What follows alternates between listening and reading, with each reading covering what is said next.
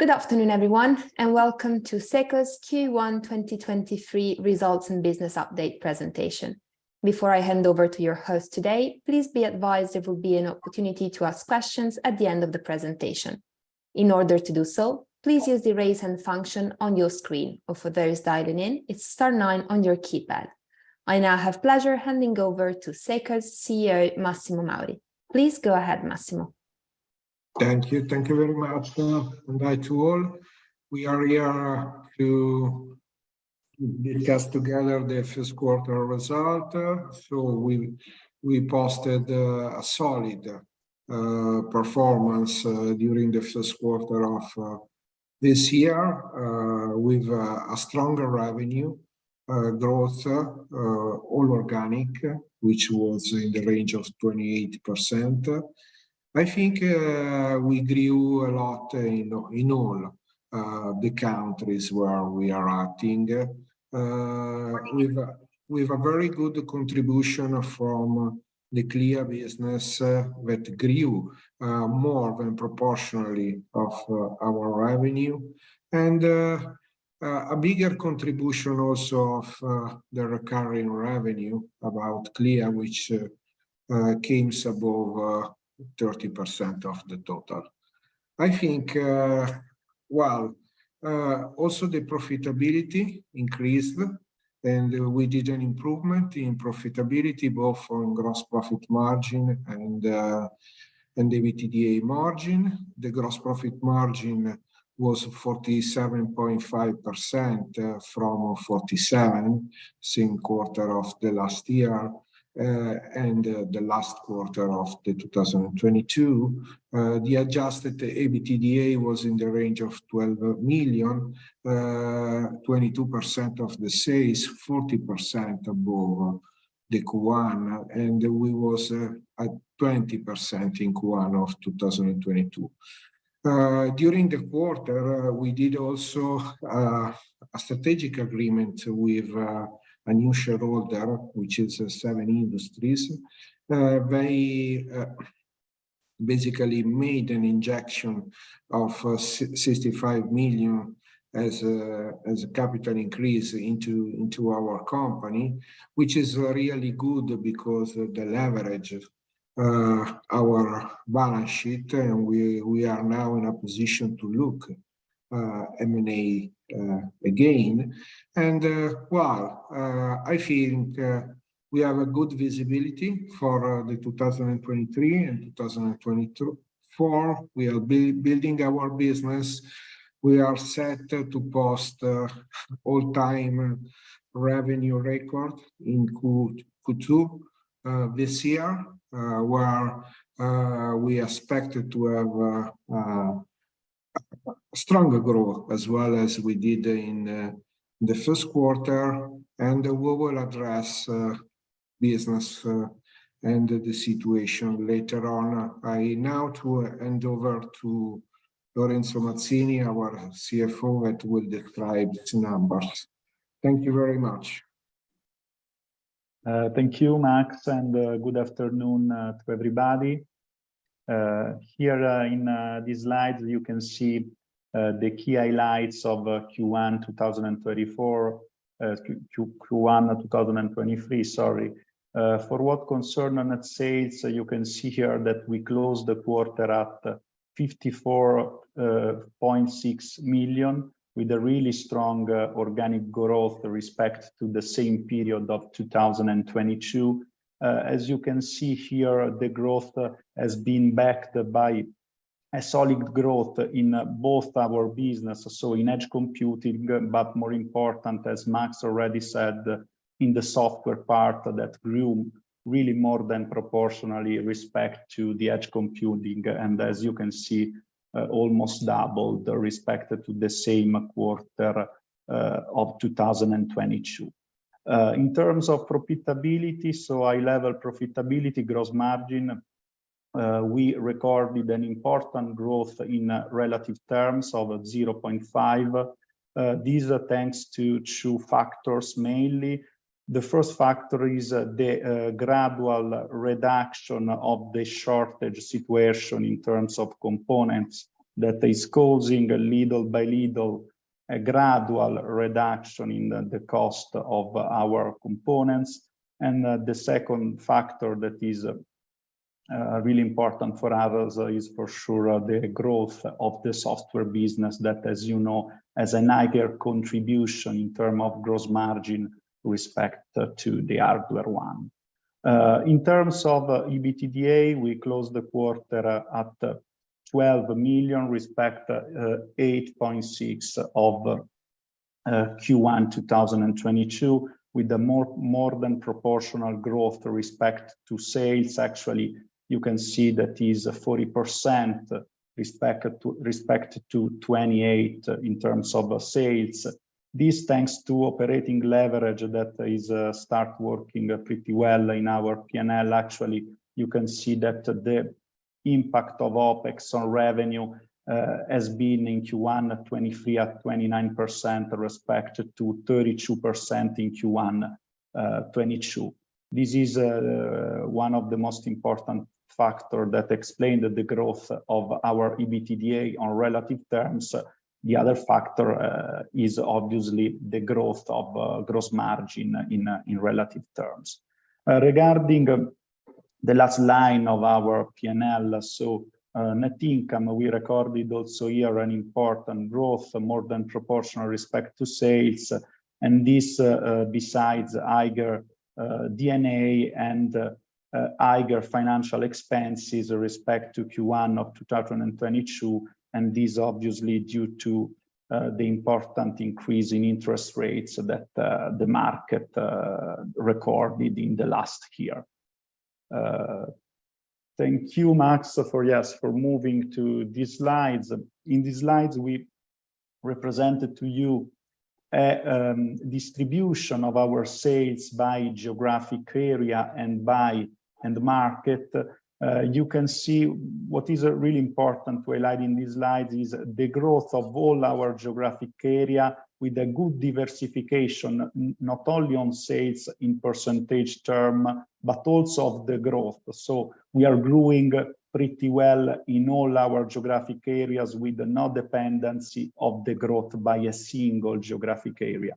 We can say the same things in terms of end market. All end market recorded a really positive growth rate with just the exception of fitness that, as you know, it means one customer for us. Thank you, Max, we can go to the next slide. Adjusted EBITDA, well, in this slide, we present to you a bridge from the adjusted EBITDA of Q1 2022 that was at 8.6 and 20% of relative terms up to 12 million, 22% in relative terms. Here again, you can see from the bridge that what contribute most is the operating leverage. Actual OPEX reduced from 32% of sales to 29% of sales. And we will thanks to our growth, we will leverage again on our OPEX in the future quarters. Just a comment in terms of the adjustment that we did in this quarter to EBITDA that accounts for 600,000 euros. The biggest part, as usual, is represented for 400,000 by the actuarial value of the 3-year stock option plan that, as you know, is the plan that is 21 up to 24. We can move to my last slide, that is the bridge and the trend of the net financial position. Here we present to you a bridge from the last quarter on 22 up to the first quarter of 23. We closed the year with 119 million in net financial position, while we closed the quarter at 124 million with an increase of 5 million. As you can see in the bridge, and in particular in the bridge of net working capital represented in the chart on the left of the slides, the explanation of this increase is driven by trade receivable, and the growth of trade receivable is obviously explained by the important growth of the business that has been recorded in the quarter. An important point to be highlighted here, as you know, in the beginning of April, in the first day of April, we closed the capital increase that was underwritten by 7 Industry by 65 million euros. So the adjusted net debt, including the equity injection by 7 May, was at around 60 million. So with an important reduction respect the 124, and as you can see here, with also an important leverage reduction of leverage ratio from 2.7 up down to 1.2 in terms of multiple of net debt on EBITDA. Thank you very much, and I pass again the speech to Max. Thanks, Lorenzo. So business-wise, what we are observing on the market is there are signals of economy slowdown around the world, and a few customers that are asking for delay in shipment. But overall, we are facing a very good growth that is coming from both existing customers and new customers. And especially into the new customers, we are converting very well the opportunities that we are receiving from the market. And we are now addressing a big opportunity into the water pump market that is really booming in terms of request for IoT product and solution, as well as electricity metering and EV charger station and industrial solution. Well, I think that these kind of markets are just in the beginning. We will see further growth that will come from customers because the digital trend is just started, and the AI solution that are coming progressively on the consumer market, but they are arriving also in some way on the industrial market, will accelerate a lot the introduction of our technologies on the market in the forthcoming years. Well, I think what we are doing, besides that we are getting traction on the hardware with a good number of new customers in basically all the region, we are building an ecosystem of partners on CLEA with the aim basically to accelerate our time to market, to create standard reference, and also to expand our offering. As you know, we did agreements with Accelera and Google Cloud, and now we are working really to expand with other partnerships that will come during the course of this year to basically create an ecosystem. And creating an ecosystem is so important for our future, because this such of ecosystem will enable us to accelerate further the introduction of CLEA into the market. And we also launched the CLEA store, the solution to really distribute apps for our customers by themselves.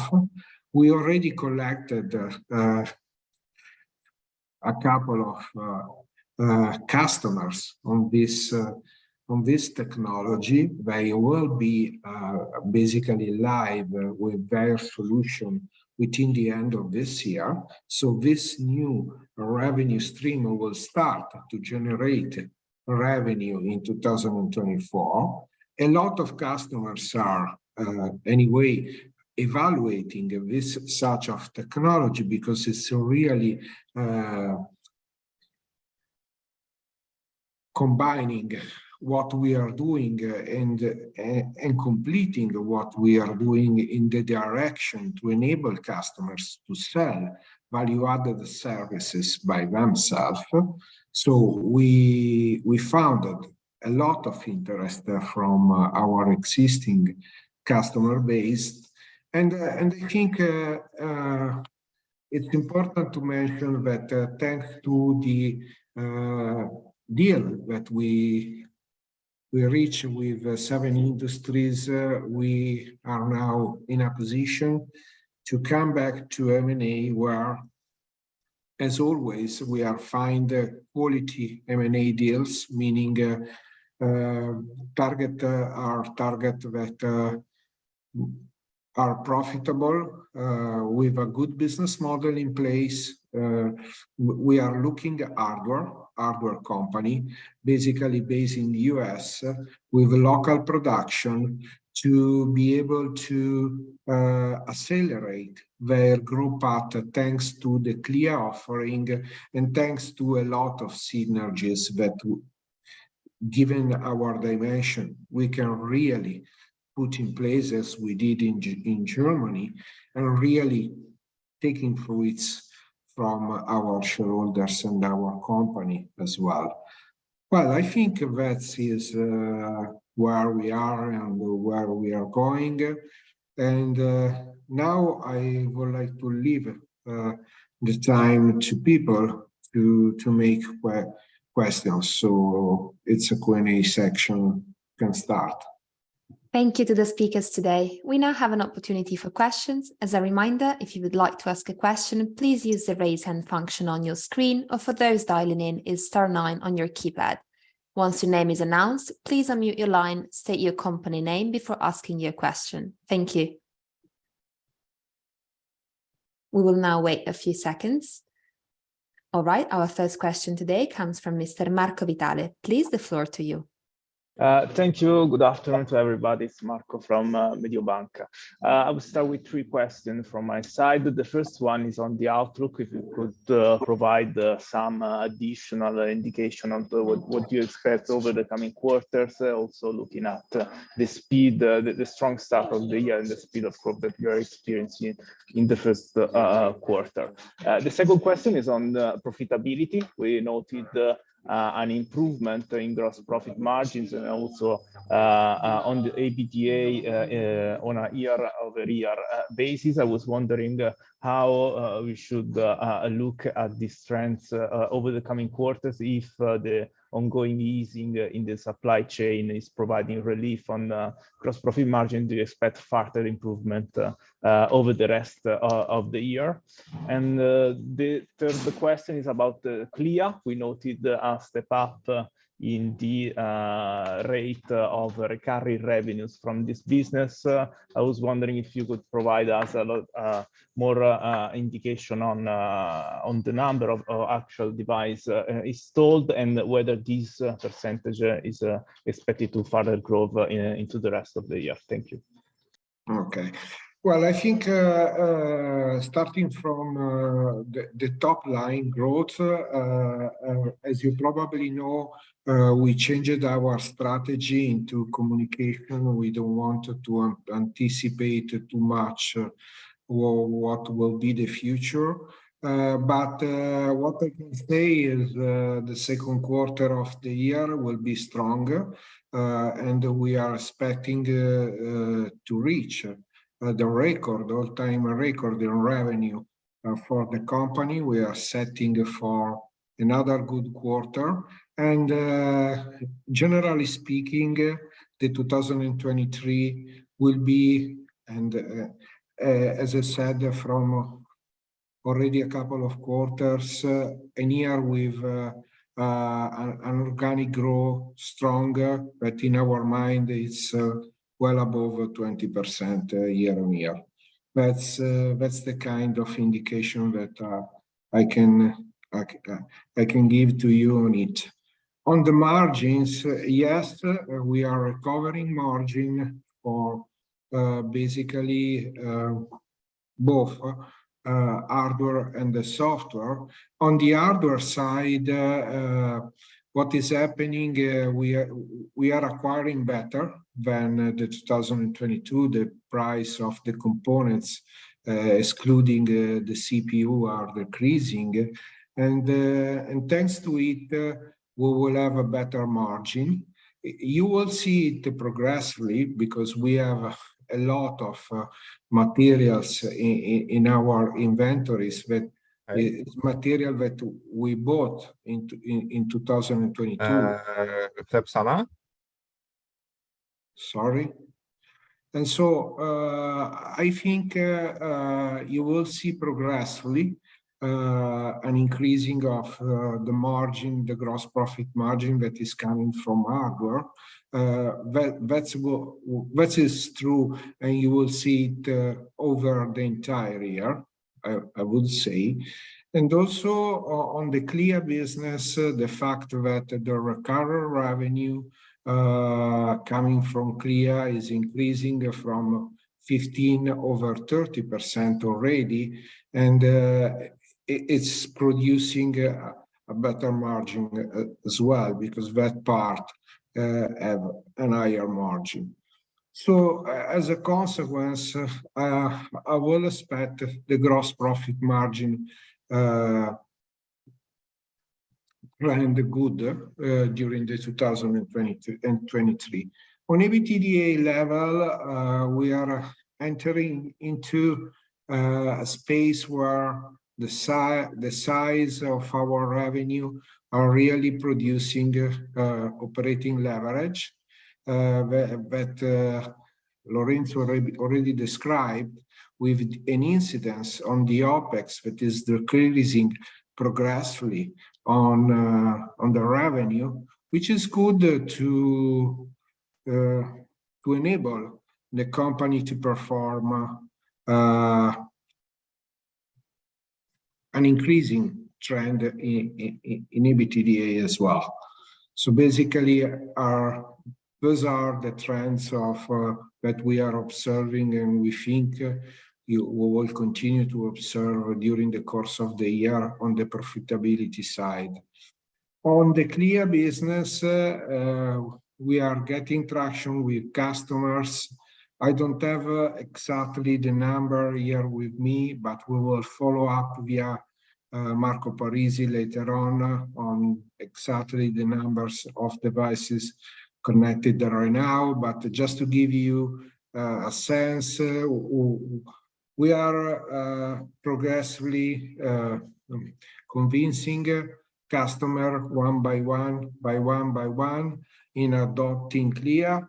And as you know, the life cycle of the introduction of the product is not a quarter, it's more or less 4 quarters. But due to the fact that we did a lot of job in 2020, end of 2021 and 2022 already, we are continuing now in keeping customers one by one into CLEA. But again, we're starting now to leverage on the work that we did, because a lot of the 2022 customers are entering actually in the production, meaning that they are running connected devices every month. And as well as we will continue, and we are continuing in increasing the numbers of the customers as a total, meaning that we have a clear trend of growth that will continue. And in my mind, when we launched the CLEA in 2021, it was a big bet on a new product, which is now, after almost 2 years from the launch, we can say that we won the bet. This is a product that is taking traction and will be a consistent part of our business in the forthcoming years. So we definitely added a piece of value to our offering and a piece of technology very important to our customers. Okay, thank you. Thank you very much, Mr. Vitale, for your questions. Our next question came in via chat. It's from Ms. Terrazzi. Good afternoon. Thanks for the presentation. Just to help us better understand your visibility, could you please give us some more color on your backlog and order intake? Many thanks. The backlog and the order intake still strong, and we are getting also. We got over 6 new customers during the first quarter, and we are continue to add customers also in this second quarters, which is good because it is providing us a very good visibility, not only for the 2023, but also for the 2024. Where when this such of customers will enter into mass production, hardware-wise and software-wise, and it will add new revenue stream that we will add to the existing revenue, which is good because it put the company in a position to think the future as a future of growth. And this is one of the most important point in my mind, because we are a growth story, we are a tech story, but the strong part of our story is the growth. The growth. We grew a lot in the last 5 years, and the aim and the strategy and what we have in mind is to continue to grow at a superior growth path, meaning beating market and competition with a superior growth path also in the next 5 years. That's something that we are building piece by piece, but is going extremely well. Thank you very much, Mr. Mauri. Our next question today comes from Mr. Titus Zdravsky. Please, the floor to you. Thanks. Hi, Max. It's Titus from Goldman Sachs. Congratulations on the quarter. Two questions. Thank you. Two questions for me, if I may. First one on working capital. You had around 10 million of outflow in the quarter, mainly driven by increase in trade receivables. Could you provide more color on that? Is it just noise between quarters, or do you see customers trying to negotiate longer payment terms given the current macro backdrop? And my second question is on CLEA revenue. Right now, CLEA revenue is dominated by non-recurring project revenue. I think a couple of quarters ago, it was around 85% of CLEA revenue. And I believe it will be still the majority for this year. But going forward, once those projects go live and CLEA App Store will become more meaningful, what do you think is a reasonable expectation for FY24 for recurring revenue share of CLEA? Do you think it can be 50% or even above that? Thank you. Yeah, let's start from the last question for sure. In the 2024, the recurrent revenue about CLEA will be above 50% because they are increasing basically due to the fact that customers are entering into mass production, and the level of project which are the component of non-recurring engineering is increasing as well, but not so much. So in the end of the story, I think that we will be over 50% of the total in recurring revenue already in 2024. About the working capital and as you said, yes, there are two dynamics. One was basically quarter related, basically payment that arrived 5, 6, 7 of Aprils that basically don't count into the quarters. And there is someone, not so many, but some customers that are asking for better condition into payment due to the high interest rates. We are trying to accommodate it because their relation with the customers, the long-term relation with the customers is so important in our business. But if there are requests that are reasonable, we try to accommodate them just for, couple of quarters or within the end of the year. It's the right way, in my mind, to improve the relationship with the customers and to keep the business going. The interest rates starting to be too high. That's my opinion, especially in the US, and they will affect the business sooner or later. Not our business, but business in general. And this is the reason why I hope to see a reverse into the strategy of the central banks by the end of this year, because it will provide a lot of fuel into the business. Awesome. Thank you for your answer. Thank you, Mr. Zdraski. We currently have no further questions. We will wait a few seconds to give everyone the opportunity to follow up. So, Mr. Marco Vitale, the floor to you. Thank you. Thank you. Sorry for the follow-up. Maybe if you could provide us an update on how is the implementation of the Camozzi partnership ongoing, if you're running ahead of schedule, in line of schedule with the delivery of the expected top line and SaaS business. Thank you. Yes, we are going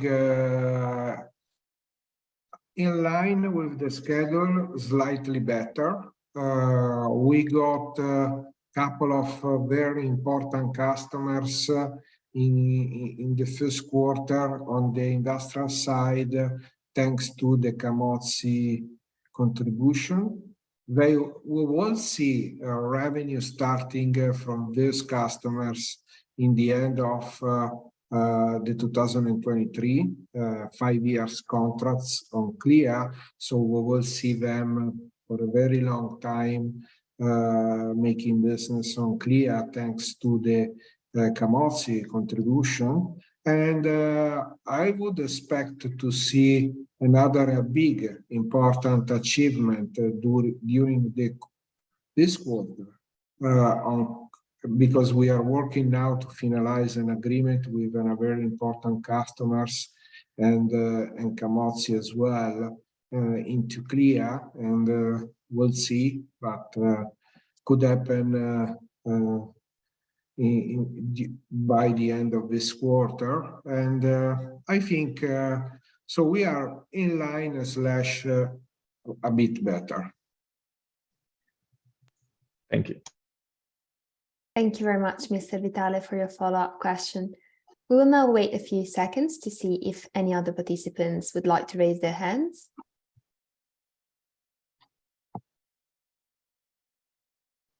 As we have no further questions, I will now leave the floor to Mr. Massimo Mauri for any final comments. Thank you very much. No, I would like to thank you very much for today, for your attention. Marco Parisi is always available for further specific questions that you may have, and see you soon. Bye-bye. Thank you very much, everyone. This presentation will now come to a close.